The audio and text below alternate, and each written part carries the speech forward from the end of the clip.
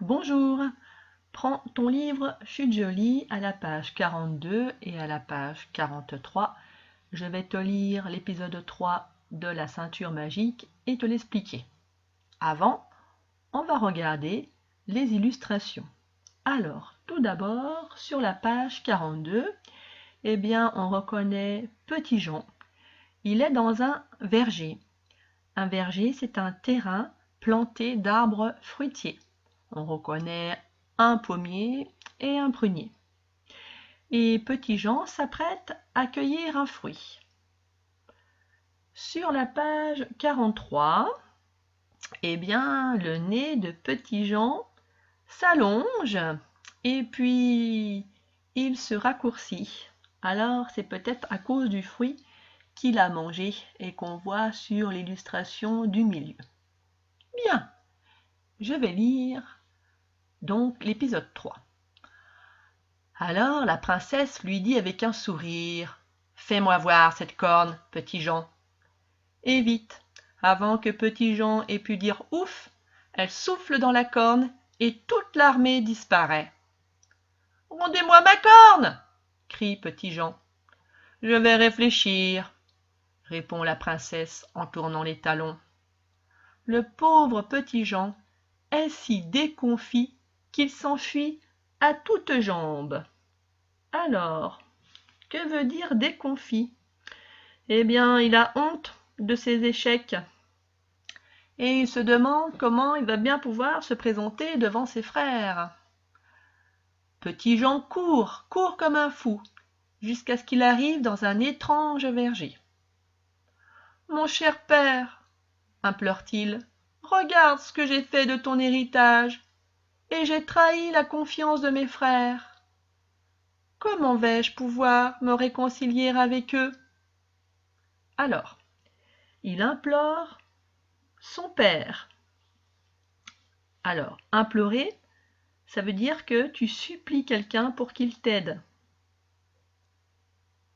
Et il dit : « J'ai trahi la confiance de mes frères. » Bien oui, il a agi contre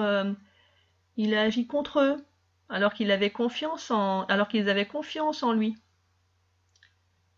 Comment vais-je pouvoir me réconcilier avec eux ? Quand on s'est disputé avec quelqu'un et qu'on le regrette, on cherche à se réconcilier avec lui, pour être à nouveau des amis. Affamé, Petit Jean remarque alors un arbre couvert de belles pommes luisantes. Il en cueille 3 qu'il se met à croquer. Quand il les a toutes mangées, il a l'impression bizarre que son nez a changé. Mais oui, il s'est épaissi, il a grandi, il s'est allongé et allongé. Petit Jean ne trouve pas ça drôle. C'est alors qu'il aperçoit un autre arbre, couvert celui-là de prunes bleues bien mûres. Il en cueille 3 et commence à les manger. Au début, son nez le gêne beaucoup, mais au bout de la 3e prune, il se met à rétrécir, pour finalement reprendre sa taille normale. Soudain, Petit Jean a une idée extraordinaire, une idée géniale, une idée si méchante qu'elle lui fait presque peur. 3 heures plus tard, le voilà devant le château de la belle princesse. Elle le regarde arriver du haut de sa fenêtre. « Qu'y a-t-il d'aussi luisant dans ton panier ?» demande-t-elle. « Fais-moi voir un peu. » Elle descend, prend 3 pommes et vite s'en retourne dans son château. Petit Jean, déguisé, s'installe près des portes du château. 3 heures encore passent. Il aperçoit la belle princesse à sa fenêtre, le visage couvert d'un voile. Fin de l'épisode 3. Je vais te poser des questions. Pourquoi Petit Jean s'adresse-t-il à son père ? Un moment, on te dit donc : « Mon cher père, regarde ce que j'ai fait de ton héritage, et j'ai trahi la confiance de mes frères. comment vais-je pouvoir me réconcilier avec eux? Alors, donc je te souviens, son père, le père de Petit Jean est mort. Et Petit Jean, là, il lui adresse une sorte de prière, comme pour lui demander de l'aide. Parce que là, Petit Jean, il est dans une mauvaise situation. Parce que malgré les conseils et l'aide de ses frères, il a tout perdu. Il a perdu son héritage et il a perdu l'héritage de ses frères. C'est pour ça qu'on te dit à un moment donné, il est déconfit. Parce qu'il a honte de ses échecs. Et il se demande comment il va se présenter devant ses frères.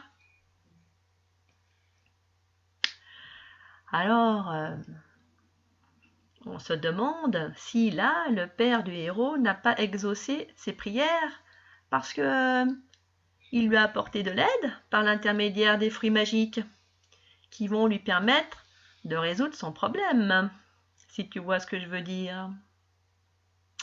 Alors, d'après toi, quelle est l'idée de Petit Jean? Son idée géniale, son idée extraordinaire.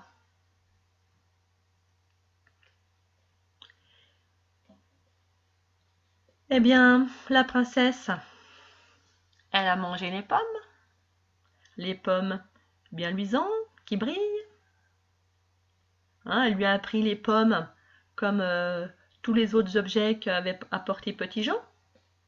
Et son nez, il a grandi. Alors le héros, il pourra sûrement exercer un chantage. Son héritage contre les prunes, qui permet au nez de rétrécir, c'est-à-dire au nez de devenir plus petit. Donc tu as compris, si je te pose la question à ton avis, pourquoi la princesse porte-t-elle un voile? Eh bien, parce que sûrement que la ruse de Petit Jean elle a fonctionné. La princesse, elle porte un voile pour se protéger des regards, car maintenant, elle n'est plus aussi belle qu'avant, car son nez a dû s'allonger. Bien, j'espère que cet épisode t'a plu. À bientôt!